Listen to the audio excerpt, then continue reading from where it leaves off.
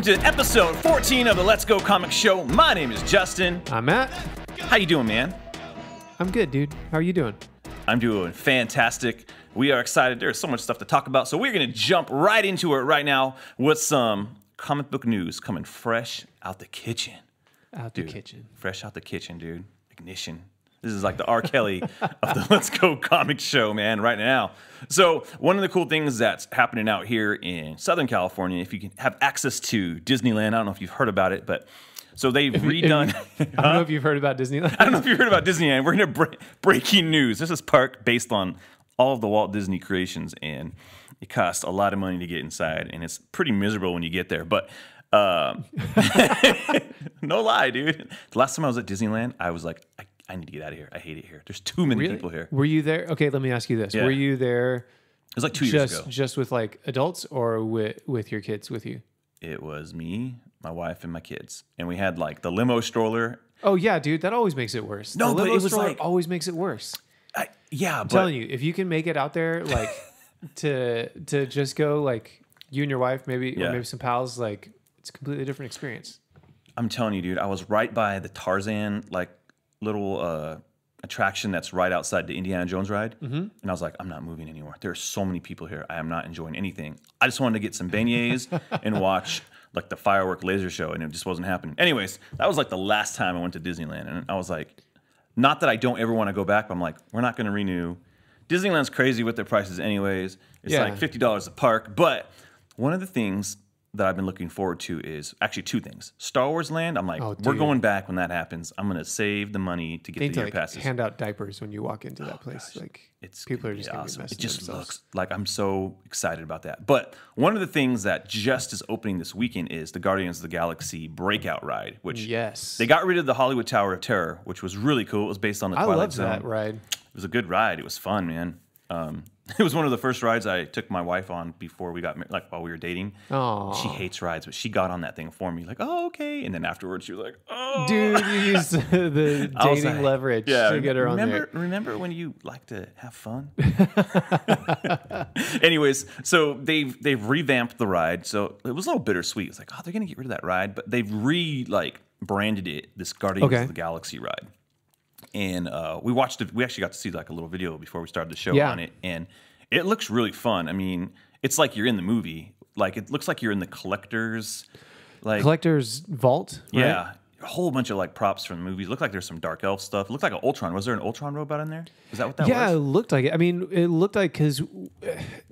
Not to go into too much, detail, but when you're going through the Hollywood Tower of Terror, you're walking basically through the lobby. Yeah, is where you have part of the line. Then you kind of go through the spot where you watch a video and in this little room, and then you wait in line a little more. It's like you're going through like the maintenance, like behind the scenes, like stairwell and stuff like that.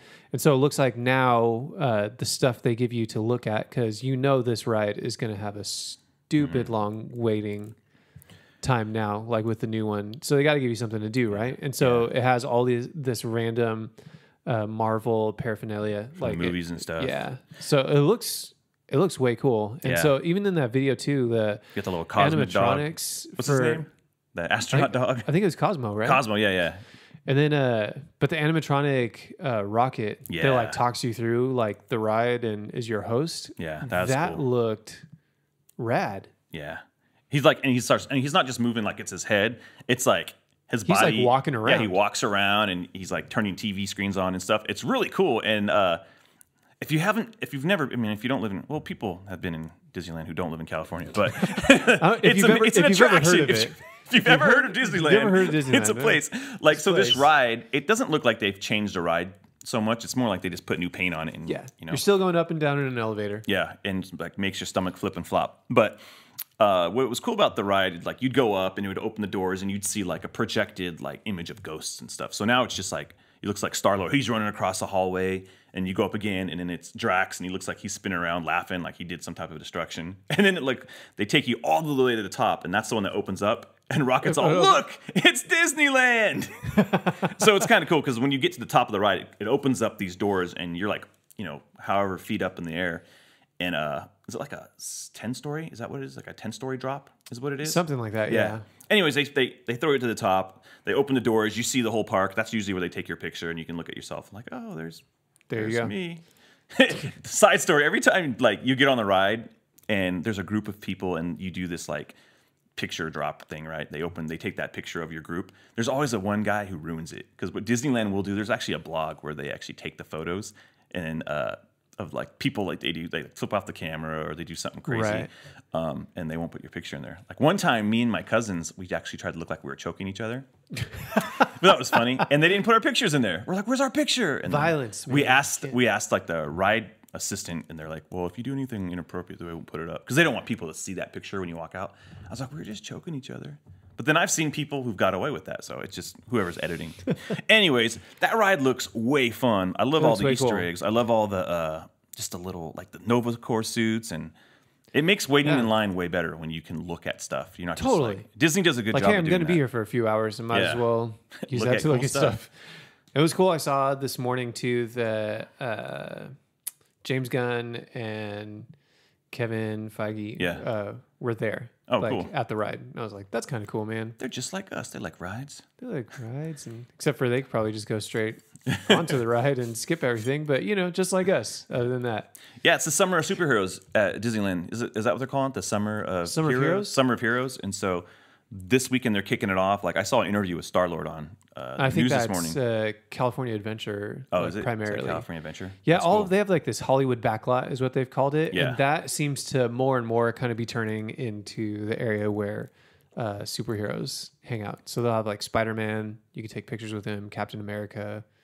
I think one of the times we were there. Nice. So it's a good way to put in those, to start using those properties in a way. Yeah.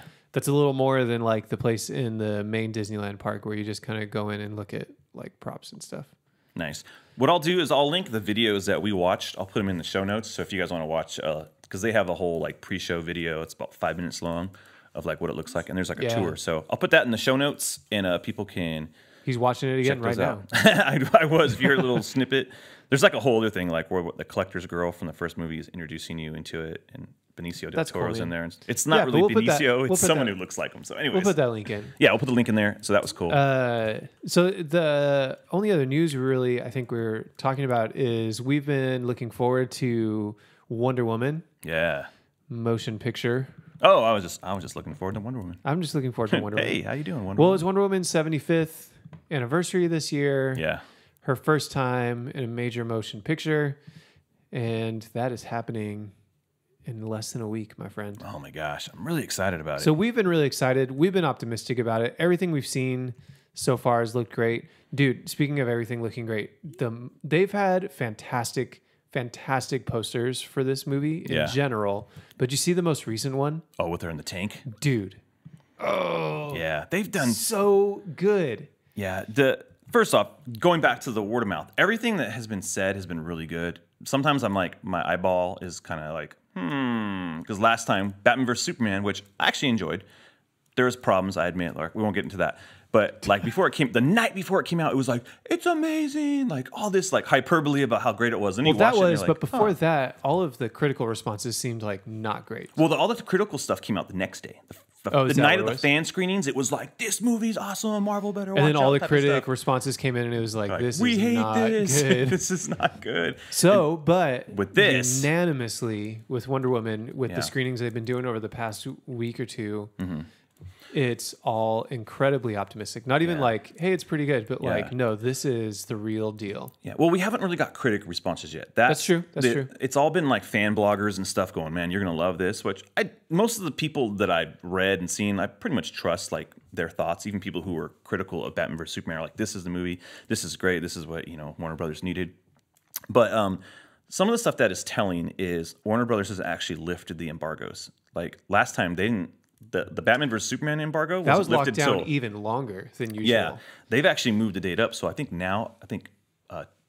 this coming Tuesday, they're like, blow your lid. Like I think they have enough like, faith in this movie that they're like, yeah, this is good. Like you can't break this one down. And but this is the real, like, this is what's going to start giving them momentum, like for the DCEU. Yeah, and is what it seems like. Yeah, and good on them for that. I mean, I want this to work out. I want them to kind of like do stuff that connects with people, and it sounds like it's connecting. So that's good for everybody, and I'm excited for people to enjoy it. But yeah, man. Yeah, my wife is stoked. Yeah. Too. Oh yeah.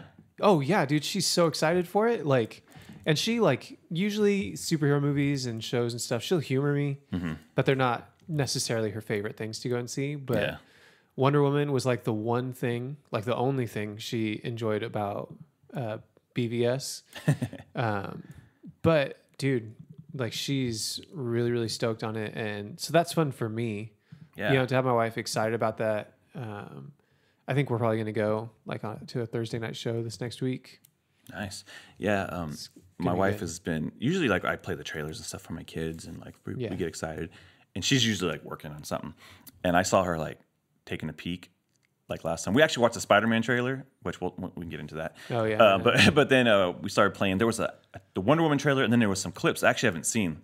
And I actually stopped because I was like, oh, I don't want to watch all these clips. I watched a little bit of it, and then I stopped. I was like, it's going to ruin stuff. But it was a really fun scene with Chris Pine being like, his arms were wrapped up in a lasso, and he was like, you know, saying the truth. And she started like, oh, that's like really funny. So she's like, that's coming out next week. I'm like, yeah, babe. She's like, oh, I'm really excited. So like, she's excited too. So that makes me happy. Like, man, like we take for granted, like we have everything for us, but the girls are like, I want to see some Wonder Woman.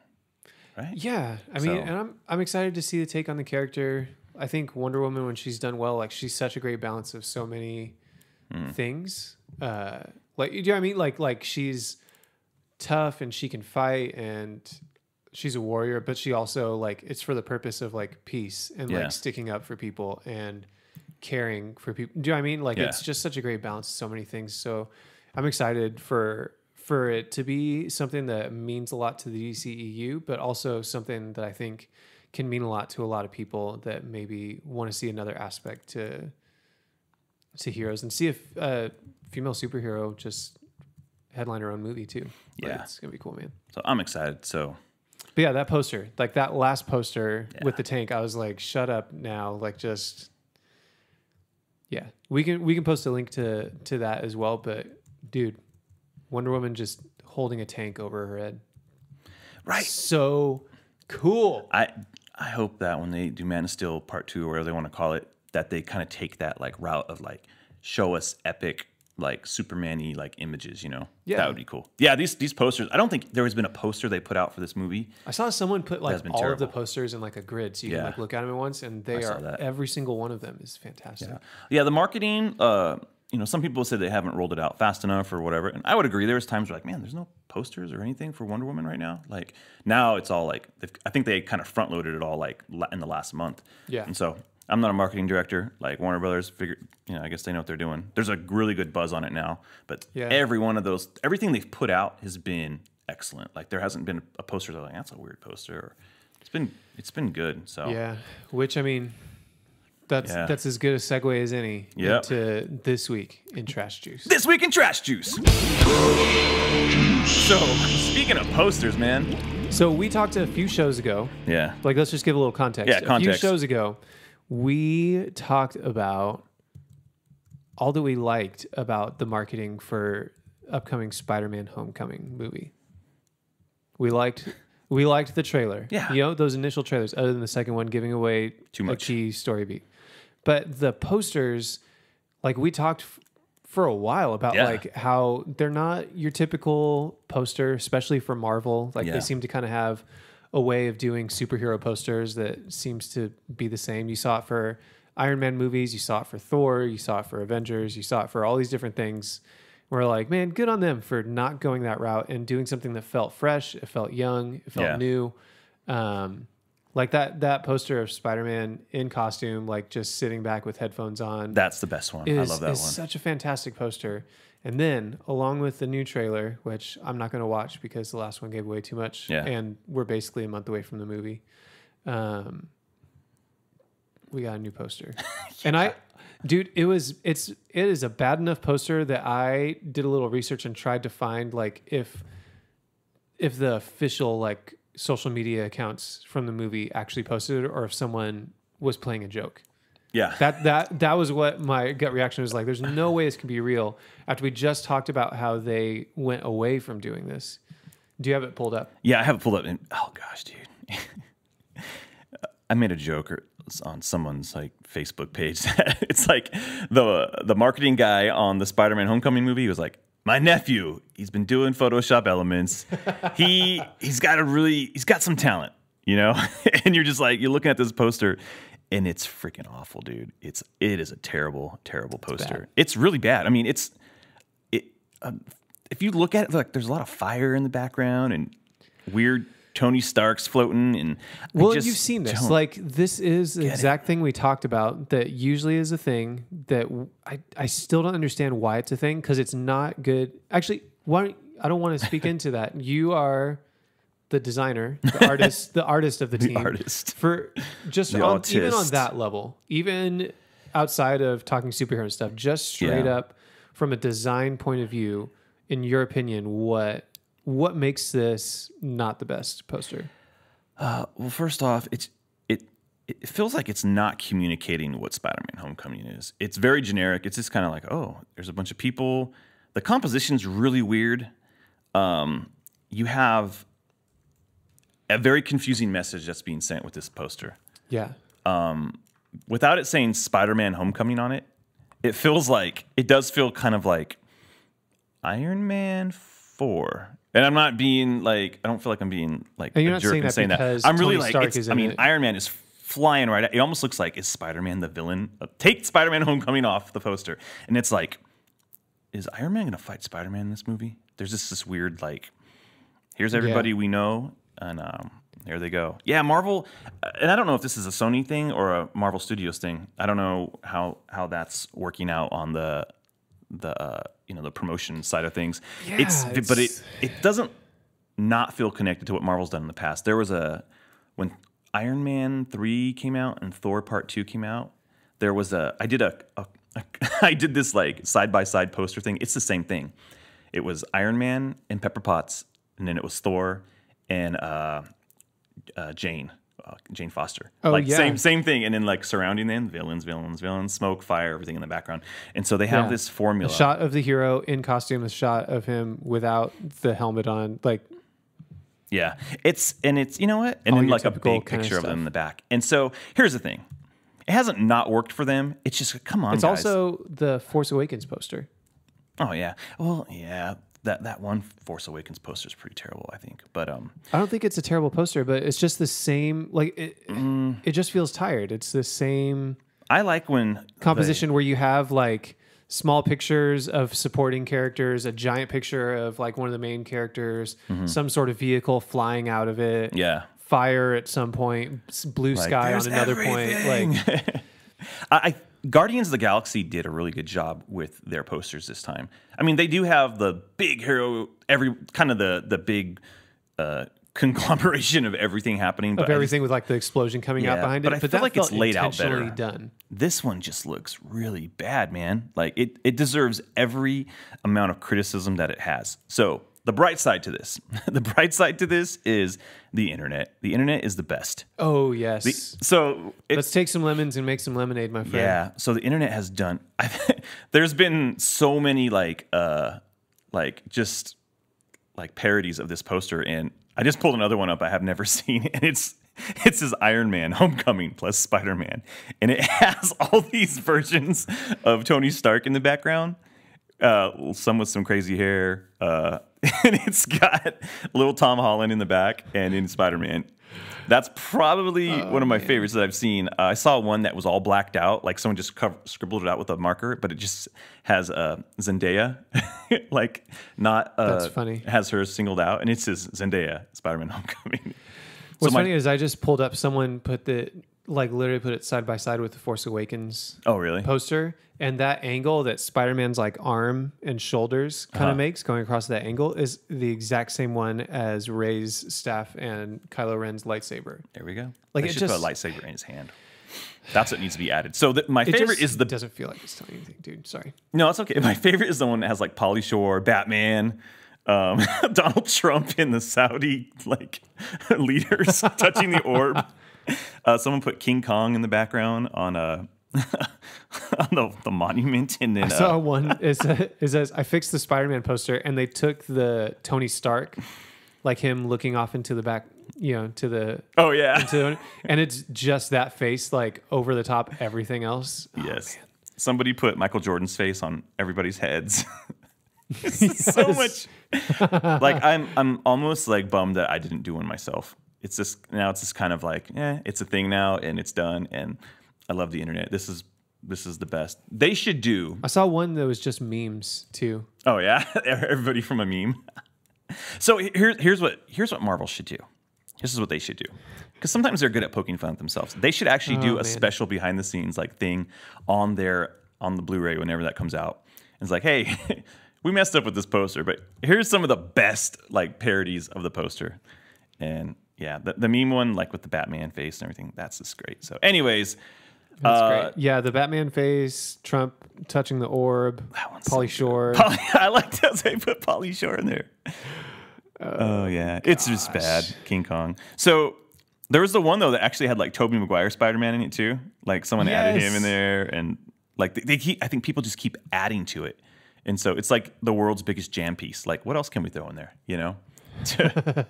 So, but in the end, what they need to do here's one. Oh, which one's this? I found it. Oh, gosh. What is it? That is wonderful. Maybe we'll throw some of these up on our Instagram feed. So here's what we have on this. We have Michael Keaton's Birdman. Yes. Tobey Maguire, like as goth Peter Parker. We have The Great Gatsby toasting us. We have Meryl Streep from The Devil Wears Prada. Nice. We have... oh gosh, I can't remember the character's name, but John Travolta from Pulp Fiction is on there. Oh, Vince Vega. Yes. Some added extra blue stars in the corner to try to spice it up a little bit. Oh man, that's the best. So yes, so. It's really interesting that they chose to go this route a month out from the movie. It's like you were doing so well, guys. Especially when you look at the quality. Like I feel like we were in a good spot with people not doing the stereotypical superhero posters. Mm-hmm. When you look at Wonder Woman, even going back to BVS, like say what you will about the movie, but the marketing stuff looked really cool. Yeah, the posters were really good. Posters were great, really solid. Yeah, but I sorry, liked all the Spider-Man: Homecoming. Your poster sucks. It's trash juice. Trash juice. All right, so let's just jump into comics, Matt. What'd you get this week, man? It's that time. It is that time. Dude, we're recording in the morning time, yeah, which does not usually happen. And so I feel like we just need to wake up and man, I've had about 3 cups of coffee. I'm good. Wake up and smell the floppies, dude. Wake up and smell those floppies. So last week we talked about how like it was a huge week, like all of the comics came out. I got all of them, is what it felt like. Mm-hmm. This week, back down to just one lonely book. Yeah. And that would be X-Men Blue #4. I felt, FYI, context, I felt weird. I actually bought this for Matt this week because he couldn't make it to the shop. I felt really weird buying this comic. Why'd you feel weird buying this comic? Because I don't believe in this comic. You don't believe in it? And I went to like you don't believe it exists? Yeah, we went to a somewhat new place because just the place we usually go to was just a little out of the way, and I had to stop by. And now this guy's impression of me is like, oh, this is the guy that buys X-Men Blue. No. I don't want that on me. You know what? Don't you put that evil on me, Ricky Bobby. On me. Okay. All right. The only thing that's really kind of mentionable, honestly, about this issue is you have Ultimate Universe Wolverine's son, Jimmy Hudson is his name. It's basically Blonde Wolverine. It's funny. They called him Young Man Logan. In this, one of the guys referred to him as Young Man Logan, which I thought was funny. Dude, I tried.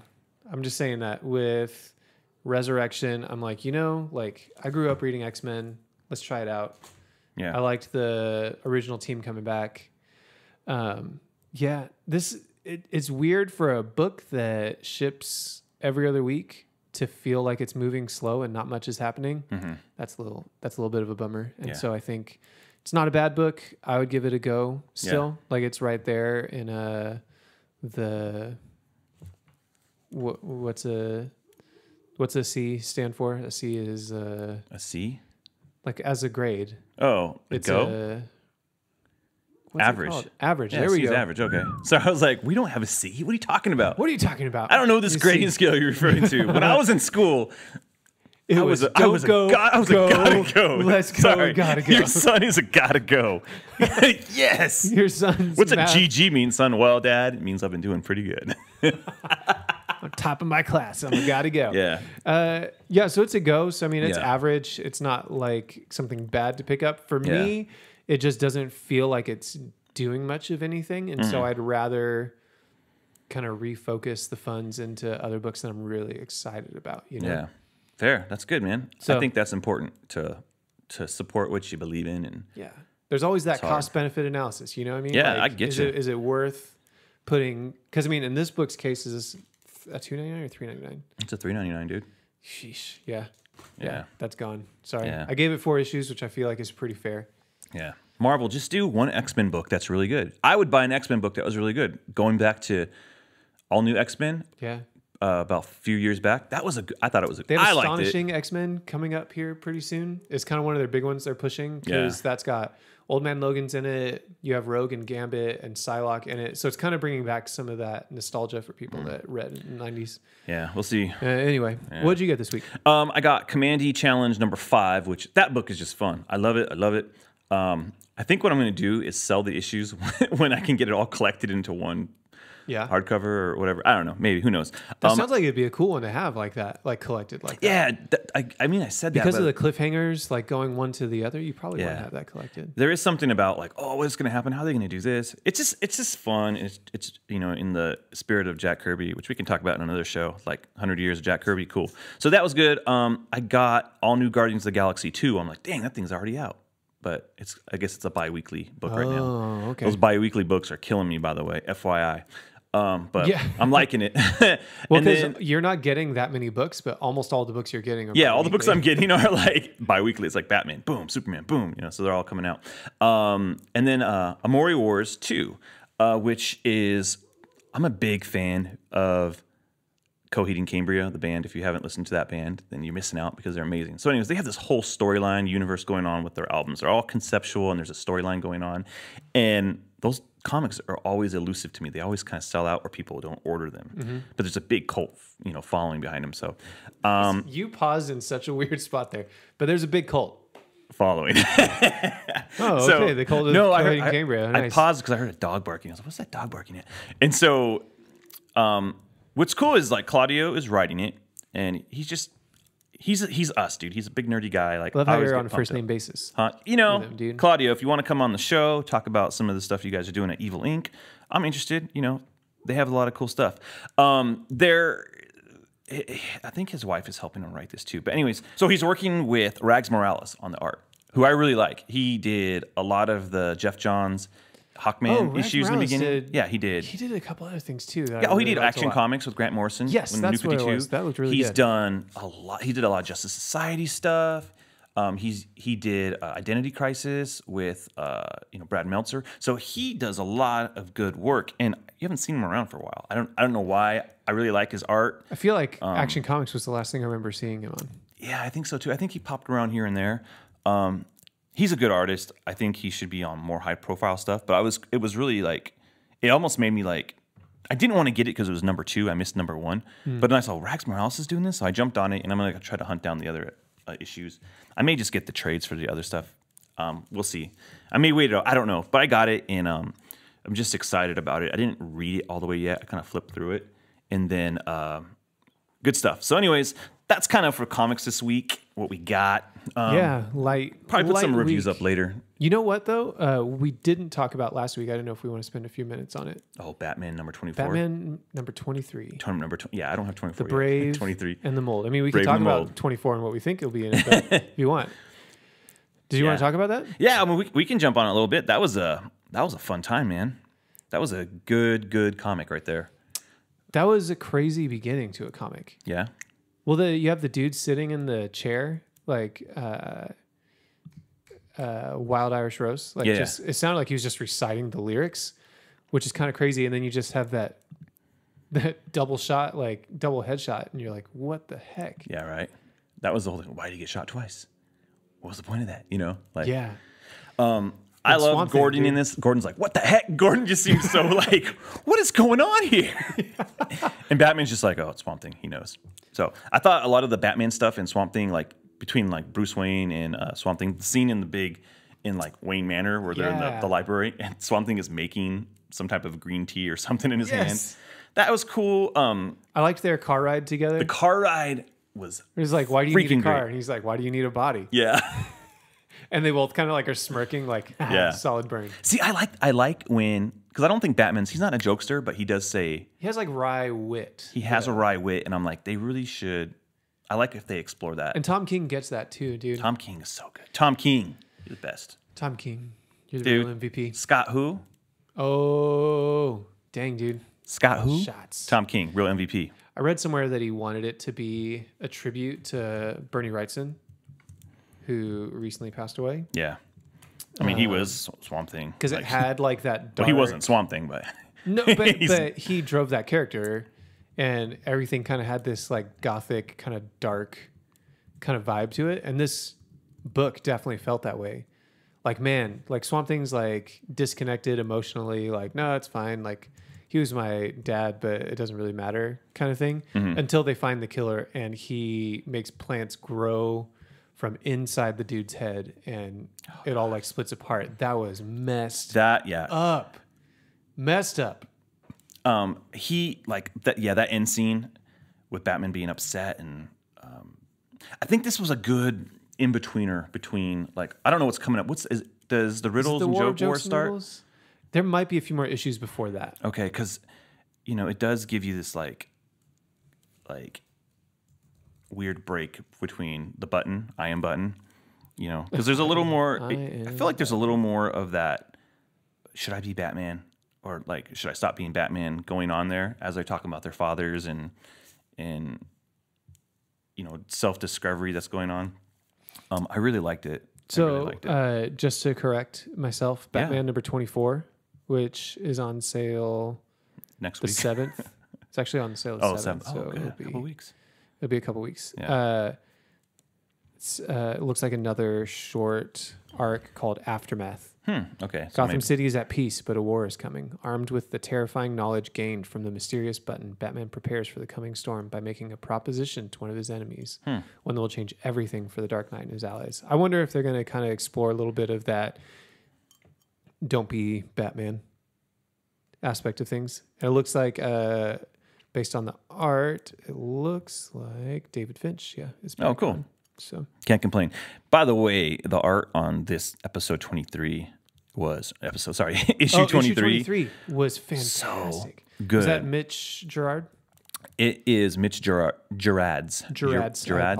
Yeah, and that was really good. Like I hadn't seen him before. He's been with Tom King before on Sheriff of Babylon. Okay, I haven't read that. And he'll be drawing Mr. Miracle. I believe, with him. Okay. Dang it! I'm so pumped on Mr. Miracle. Dude, yes. I don't know if I talked about it. I think it was last week that I talked about Mr. Miracle a little bit. Was it? I don't know if I did or not. I feel like we mentioned it when we talked about Bug, and then like after we recorded that episode, then they announced the book, which sounds rad. Yeah, I'm a fan. Man. Yeah, and you have like those artists and those writers that like whatever you do, like I'm kind of in. I feel like Tom King has become one of those guys where, sure, whatever you're doing, I'll give it a shot. Like to the point where I'm like, I need to go back and check out Omega Man because I heard that was great. Really? The stuff that the DC didn't Danny Dio do it too though? I don't know. Sure. Tom King wrote that one, and that is part of kind of the same thematically that he's done with that he's doing with Mr. Miracle and that he's done with Vision. Gotcha. Which was really, really great as well. Yeah, good stuff, man. So good stuff. Batman 23. We didn't talk about it much last week, but that book continues to be a gotta go. Like you need to be reading this. If you even remotely care about Batman and good stories and good art, you should be reading this book. Yeah. So check it out. I'm just gonna say again, Batman, it's a gotta go. So There you go.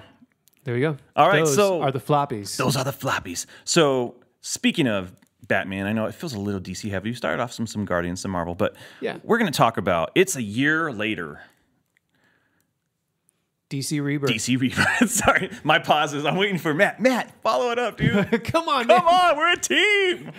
Man, if we were Batman and Robin, and I was setting you up to help me out, I would have been shot. Batman just died because Robin was for like a Robin line, and then I would say like Zoinks or something like that, like something completely wrong. Like, wait, that's the wrong cartoon. What are you talking about? The same voice actor. Oh, Casey Kasem did Robin and Shaggy. Oh, Little nerd stuff. Little nerd stuff.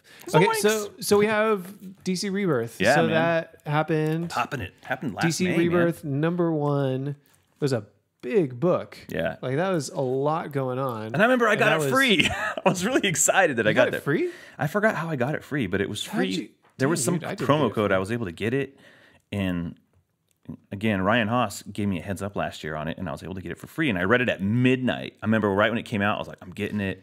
Oh, because you got the digital copy. I remember. Yeah, I have a digital, and I'm looking at it right now. So we both had not been getting books regularly at that point. DC, at least, DC for sure. Yeah, I was done after. Just except I was getting Justice League going into Rebirth. I was reading Justice. Okay, here's actually back up. I was reading Justice League. I was reading Batman. Except I stopped after 1 year later, but I jumped back into Super Heavy, and I was getting Batman and Robin by Peter Tomasi. There you go. And so we had New 52, had kind of been going for a few years, going into Rebirth. And then they announced Rebirth, and it was announced as sort of like a return to kind of the core of DC. Going back to the legacy. Let's talk about the things that were kind of like promised, like from DC, like not like, hey, we're making this up. But first off, Rebirth kind of means something in DC. Like Flash Rebirth, Green Lantern Rebirth, it kind of like establishing, going back to what the character is. And this is DC Universe Rebirth. Yeah, so everything like, hey, we're going to take it back to what you know, what makes you feel comfortable, not in a bad way, not of like, oh, we're going back to square one, but like... But let's think about, I think... Embrace the good stuff. Yes, I think it was a return to things that were pulled out for the New 52 for the most part. And help me think of it, but I'll name off the ones I can think of. I think established relationships. Lois and Clark. Yeah, even Aquaman, Mira. Yeah. I mean, that was the big one. Barry Allen, they can't be married. Barry Allen, Iris West. Like every like kind of iconic romantic relationship. That's gone and still, marriage, though, right? like all of those were Iris gone. and Barry aren't a thing anymore still, right? I'm not reading Flash minus... No, they're still interacting, but yeah. Yeah, not in a married way. But like Green Arrow, Black Canary didn't even know each other. Like there's just so many of those. So Justice Society, the Teen Titans being together. So that's legacy stuff, I think is the other Flash thing. So family. you have like relationships, you have legacy. Yeah. Justice Society, like characters. Yep. Not the Earth. There's like the Earth 2 one they did.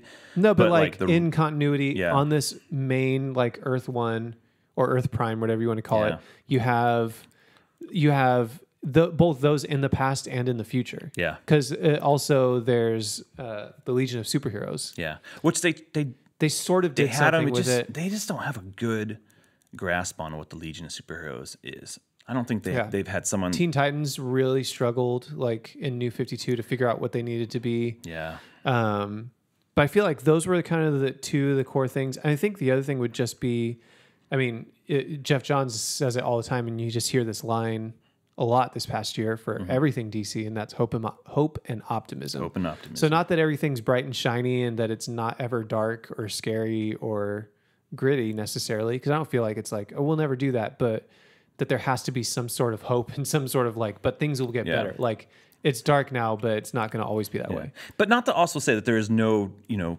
darkness in things. I think people take hope and there needs to be darkness for hope and optimism to contrast to, Yeah, because hope is that your circumstances are going to change and things are going to get better. Like that's what hope and optimism is. Like, hey, I'm going to choose to look on the bright side in the midst of, a bunch of crap going down. So that's kind of general things that were promised that were kind of taken away from during the New 52. And it's not like they completely erased the New 52 either. I mean, nope, that's the thing too. That happened. It's just kind of combining things because you still have, Jessica Cruz, Green Lantern. She's in there and she's a New 52 thing, and she's not a terrible character. She's actually pretty cool. She came out of some of the Dark Side War stuff going on in Justice League, but you are bringing things back like Ted Kord, Blue Beetle. and he's interacting with Jaime Reyes, and that's cool. Yep. You get Aqualad coming back, who was freaking great, and they just kind of dropped him off the face of the earth. Yeah, nothing ever happened. Like, he was really, again, Brightest Day. Brightest Day. He was in there, which was pretty good. Day. Yeah. Brightest Day could have been way better if it didn't end in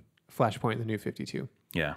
Brought Ryan Choi. That was like cut short. Yeah, Ryan Choi Adams back in there. Yep. And they're just now in Justice League of America, their current arc. They're going to figure out what happened to Ray Palmer. Oh, really? Finally. I might pick that up. Even though Lobo and Killer Frost. Wait, is it Justice League of America or Justice League or just Justice League? No, Justice League of America, because that's when Ryan Choi. I don't like Lobo being in Justice League. Makes no sense. So you had like this kind of general sense of things changing when Rebirth was announced.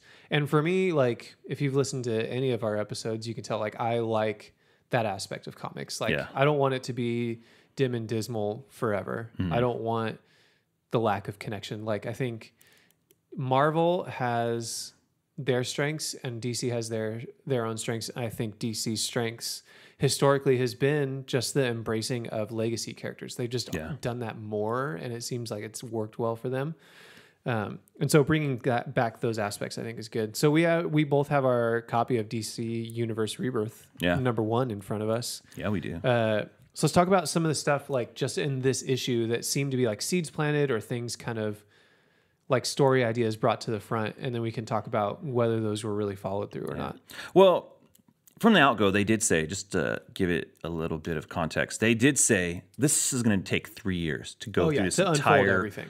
And so we're at the year point, and we've just really kind of scratched. There was a little bit in the beginning of Batman and Flash. They had a little bit of thing, but we just wrapped up the button.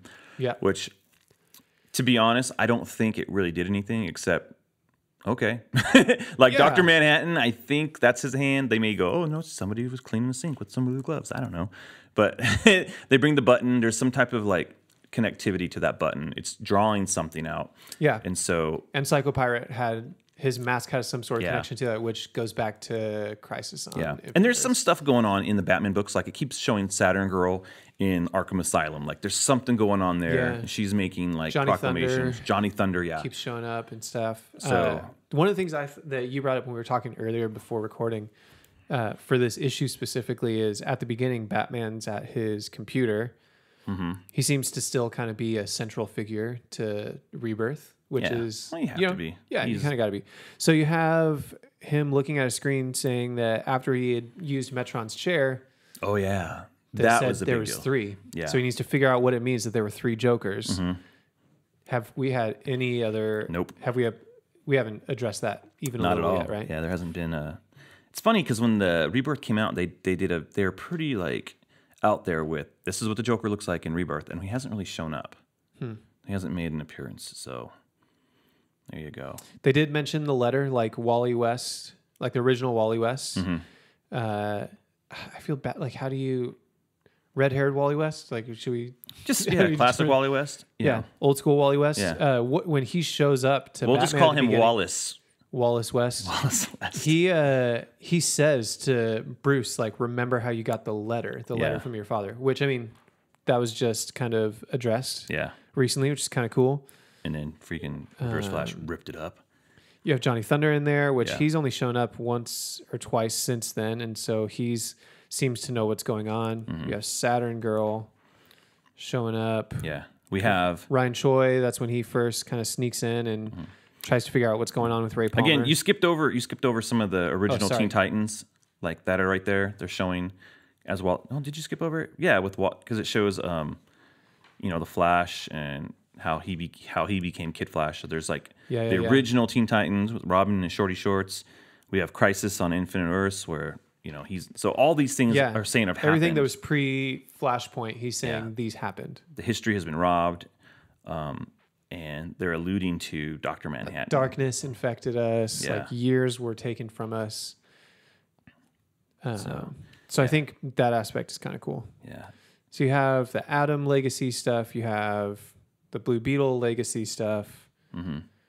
There's so much jammed into this, man. Yeah. There's a Saturn Girl, like, again, her Legion rings and like a evidence, and she's being admitted into, looks like Arkham You have Damian Wayne, like a quick little shot of him turning 13. Yeah. Which that would led into Teen Titans. Yeah. The newest incarnation, which still a good book. May not be getting it right now, but it's still a good book. Yeah. Oh yeah, and I forgot. They just straight up kill Pandora. Oh yeah, I was just saying that she was kind of the embodiment of New 52. Yeah. And they were like, bye. Yeah, she's straight but here's the thing. She's ripped apart kind of how Dr. Manhattan. Yeah. Yeah. So interesting. Dun, so dun. Yeah. And then we have the birth of like Diana's twin brother. So Wonder Woman has a twin brother somewhere. I don't know if that's come out yet. So, and then we have this New 52 gathering of everybody.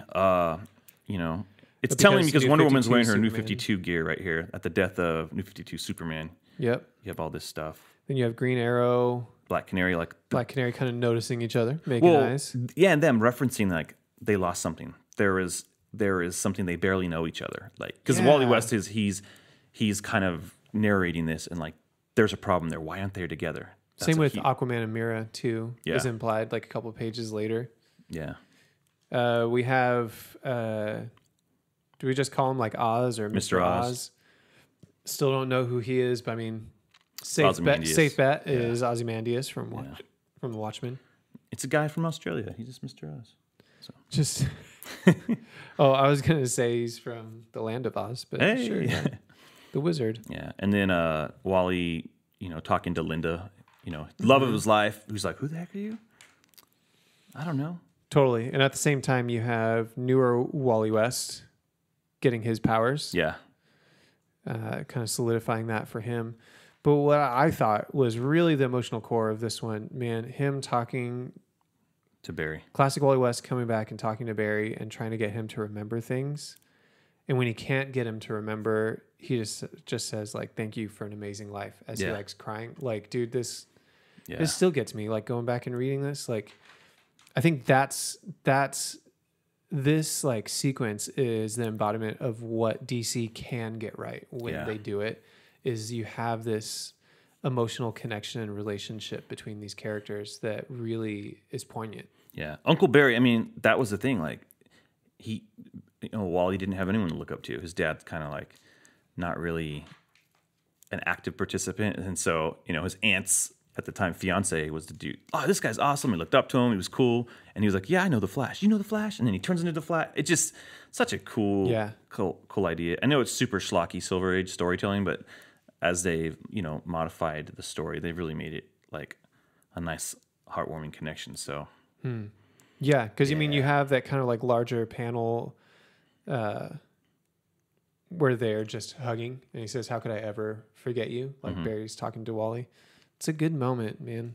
Did you notice that? I don't know if you noticed in the storytelling after they connect, it looks like Barry's costume changes. Like it doesn't have the chin strap anymore. I don't know if that. And in these pages it doesn't. Go another page or two. Like here he has it. Go a couple more. No, I know it comes back. I don't know why. I don't know if it's like that one panel. It looks like it's not there. Yeah, then it's definitely back. There. Yeah, it's there, but like there's a intentional like it's not here. It's not here, and it's not here. There's like two panels that's not there. Interesting. Anyways, whatever. I should be an editor. Chin strap. Chin straps. We need those chin straps. New 52 chin straps. What's interesting is as you show like him remembering the Titans and that kind of stuff, and him being Kid Flash, you do have. That was something that happened in the Titans book, where Wally West, as he connected with each of those original Teen Titans, part of their memory, their history was like restored. Yeah, which was kind of cool. So he still seems kind of like a key figure coming out of that a year later. But yeah, then you have the epilogue is just a watch coming together. And whoa, you totally missed the part where Batman finds the button. Well, yeah, I feel like we already talked about that. That's why I was skipping in the Batcave. I mean, that's Batman because it goes into the 9-panel Watchmen. Like, and a year later, finally, we talked about it. Yeah. So, yeah, man. So I think like as far as stuff that it seems like they're still pretty consistent and steady with the stuff they introduced here to come back to it, but they're not like in a rush to make that happen. Yeah. So post this. we have gotten the Superman stuff kind of straightened out. It started with like there's 2 Supermans, New 52 Superman's gone.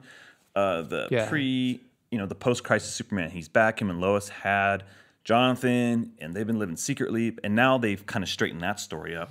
Yeah, with Superman Reborn. Yeah, which was really good. Again, Superman's a great comic.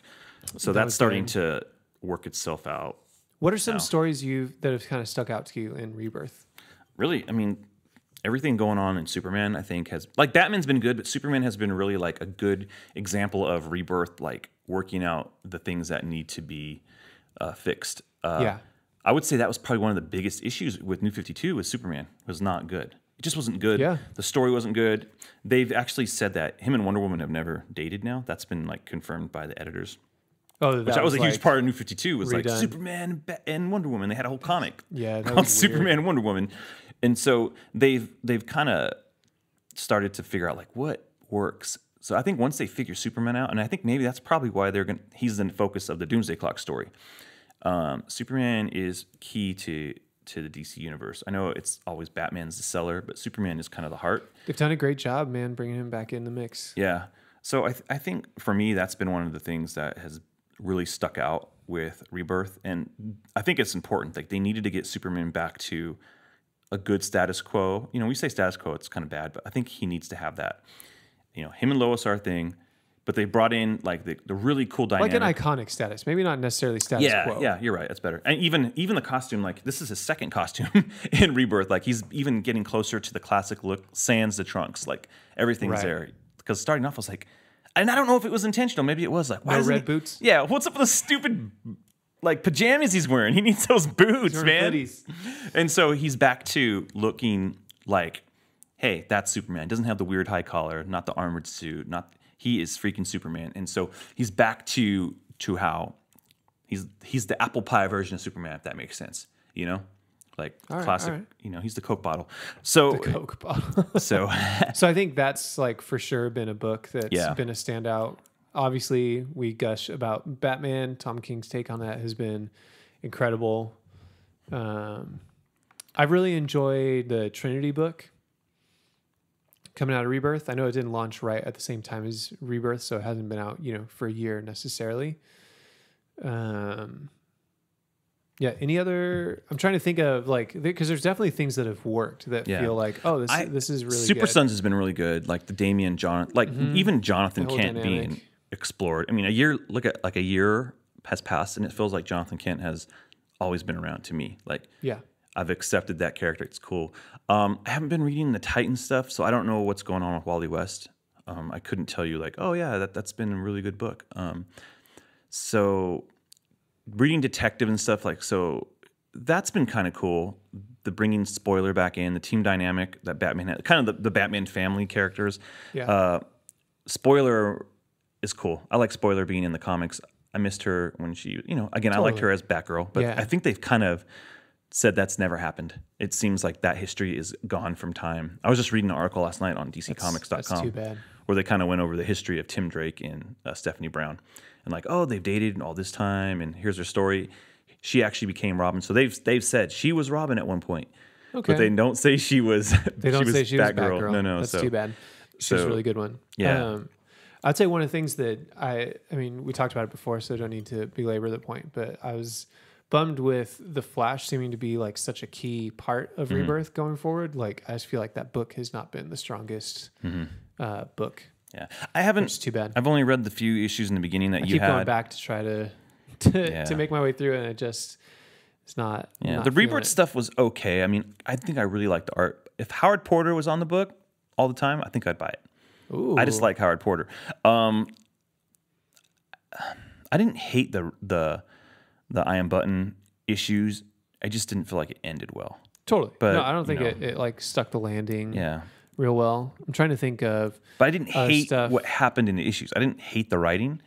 I just wish it would have ended. It could have been editorial. Don't give it an ending. It's more of a cliffhanger. So it felt like it was more a precursor to what's going to happen in November. So anyway. It seemed like for the most part, I mean, looking at all this stuff, like Rebirth has done pretty well for DC. Yeah. There are things where I'm like, why do we need Justice League of America with Batman? I always hate when they start to dilute Justice League. Yeah. And you end up the main with problems. Justice League book too has not been super great. No, it wasn't. It really wasn't. And you would have thought that you got to get superstar writers on these books, and they don't have. They have like superstar artists writing a book, and I'm like, I mean, it doesn't mean, maybe not even superstar writer. I shouldn't say that. Just someone who can write well. Like these stories seem kind of ham-fisted. They don't seem like. I'd say same with Suicide Squad. Like what I've read of that one too. Like it just seems kind of forced. Like, hey, we had the movie, so we need to make sure. We got Jim Lee like drawing it, and yeah. It's there are some misses. They're not huge. I wouldn't say they're New 52, sized misses, but they really need to scale back on having like. You don't need 2 Justice League books. 1 Justice League book, that's awesome. Like the moment you take Batman out of Justice League, no one wants to read Justice League anymore. And no one wants to read Justice League with Lobo. Well, maybe they do. I'm not looking at the sales. I just don't understand. Like, I'm not saying you have to stick to a certain like formula, but you start to again dilute. Justice League's the world's greatest heroes. Yeah. Then just do Batman and the Outsiders or something. Do that and it will work. I'll be a little more like, okay, let's try the Outsiders. Batman's done that before, but let's keep Justice League the All-Stars. I'm curious to see where they go from here. Like with Rebirth, now we're a year in it. Like you're gonna have Doomsday Clock. We have Metal coming up this summer. Metal, Batman, Metal. So I mean, there's good stuff in there, but I wonder if there's gonna be any like new books. Are they gonna change any of that stuff around? I'm curious to see how that goes. Yeah. Any other final thoughts on Rebirth? No, I'm enjoying it so far. I think it was great for DC to say, man, we need to relook at what we've done. Give it 5 years. Let's and their sales have shown. Like I think Marvel's been dipping a little bit in what they're doing. I think they're burning people out. Where DC's like, we're giving people what they want, and we're telling good stories. Yeah. Good job. I think there's nothing wrong with saying, man, that didn't connect. Yeah. And so, I'm looking forward to some things. I know we're going to hit Action Comics 1,000 soon. Crazy. That'll be crazy. And even Detective 1,000. I don't know if we'll hit it this year, but with the double shipping, maybe we will. Who knows? We might hit Action Comics 2,000 next year. Who knows? So that stuff, I'm pretty pumped. I hope that they do something cool in November with Justice League with the movie coming out. Hopefully they can align the storylines a little bit. And they're doing their Jack Kirby one shots this summer. Jack Kirby. Oh, you know what I forgot to talk about during comics is I almost bought Booster Gold meets the Flintstones. It was just $5 cover price, and I just couldn't bring myself to it. Those are coming out now. Yeah, and I was like, oh, dude, we need to keep a lookout for that. That Batman Elmer Fudd. Yeah, I know. I'm wondering. I hope they collect them all in like a thing, like a DC meets Hanna-Barbera. Cool. I feel like that's the only one I'm really interested in, though. I really wanted the Flintstones. I just like Booster Gold. Yeah, for sure. Where's Booster Gold at in Rebirth? That's one of my questions because he came out in New 52. He had a stupid costume and he disappeared. Because his Jeff Johns, Dan Jurgens comic, Ted Cord being back in the mix now too. Right, that's what I'm saying. Like Booster Gold's comic before New 52 was really good, and it's a great comic book. You told me the other day too, like Jaime Reyes. Oh yeah, isn't using the Blue Beetle. Yeah, he's in Ted Kord's suit right now. He's in Ted Kord's suit and using the tech, and I'm like, dang it! Now I'm curious about it. So much good stuff. Yeah. So I would say DC Rebirth. I'm gonna say it's a gotta go. Oh yeah, it's a gotta go. It's good. There's good stuff. There's something you can find in DC Rebirth. Yeah. To check out. There's good art. There's good writing. It's not perfect, but man, is it a step forward? Heck yeah. Cool, man. There we go. I think that's it for our show. That's we're keeping it under an hour and a half. Hey, there we go. There we go. We can make it. Maybe even under an hour after we edit this thing down. Possibly. Woo! We'll see what happens. We might edit this part out. All right, Matt, you know what? How can people connect with us? Tell us. How can they hit us up? On social media, it can be at Let's Go Comic Show or email us letsgocomicshow@gmail.com. Yeah. And please go to iTunes and leave us a 5-star amazing review. That helps get our show noticed online. We want more people to listen to the show. We want more people to be a part of the show. So please leave us that positive comment. Subscribe to the show too. Subscribe. And then actually go to YouTube and subscribe there too, just so we can we need to get to a certain level so that we can do a little more things with the show, and we need your help. So right now, like I know you're hanging out at your house, go to YouTube, search Let's Go, and you'll see kind of the Let's Go logo. Click subscribe. And that way you can subscribe to both shows and you'll get an audio feed of that. There you go. But then as we get some videos and stuff produced, we're going to be putting those on there as well. So we'd love for you to subscribe. That would help us out. Take 5 minutes out of your day, probably only 3.5 minutes, honestly, and subscribe to the shows. Less. Maybe even less. That would However be long amazing. It takes your computer to load and click a button. So, and that's it. So, yeah. Again, and you know what? The overall message of our show is go buy some comics. Yeah, get out there, support your comics. shop, talk about comics, have some fun. There you go. All right, I'm Justin. I'm Matt. Let's go. Let's go. Let's go.